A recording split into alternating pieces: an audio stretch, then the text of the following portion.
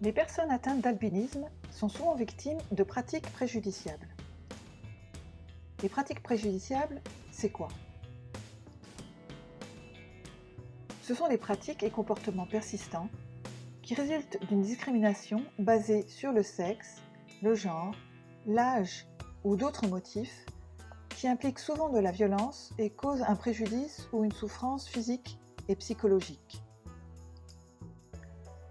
Des exemples de pratiques préjudiciables sont la stigmatisation, l'abandon des enfants atteints d'albinisme et de leur mère, le prélèvement de force des parties du corps de personnes atteintes d'albinisme pour les utiliser dans des pratiques rituelles.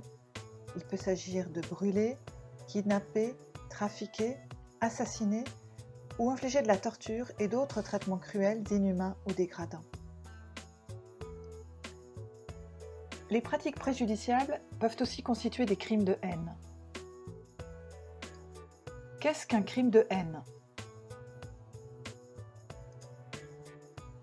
Ce sont des crimes commis avec un mobile discriminatoire, c'est-à-dire que la personne qui commet le crime a un préjugé contre un aspect de l'identité de la victime.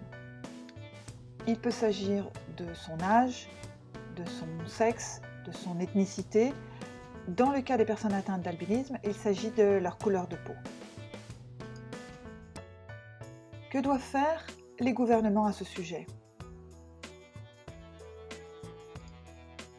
Les gouvernements doivent mener des recherches et collecter des données sur les crimes de haine commis contre les personnes atteintes d'albinisme. Ils doivent traiter les attaques contre les personnes atteintes d'albinisme comme des crimes de haine et s'assurer que des peines adéquates sont appliquées par les tribunaux. Des programmes d'éducation publique pour combattre les stéréotypes négatifs des personnes atteintes d'albinisme et des campagnes de sensibilisation doivent être menées. Les autorités doivent mettre en place des organes de surveillance des crimes de haine commis contre les personnes atteintes d'albinisme et leur permettre de déposer plainte pour de tels crimes.